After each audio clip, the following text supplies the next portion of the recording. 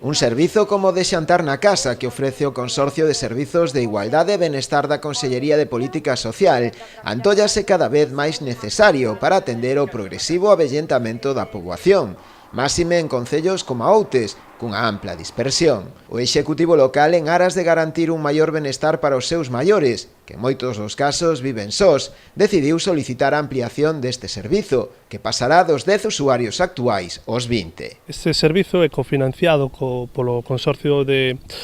Servizos Sociais da Xunta de Galicia, parte polos usuarios e parte polo Concello, o que persigue justamente levarlle o xantar a aquelas persoas que polas razóns que sexan, porque son dependentes e son maiores, non poden facer a súa comida ou non poden ir a mercala.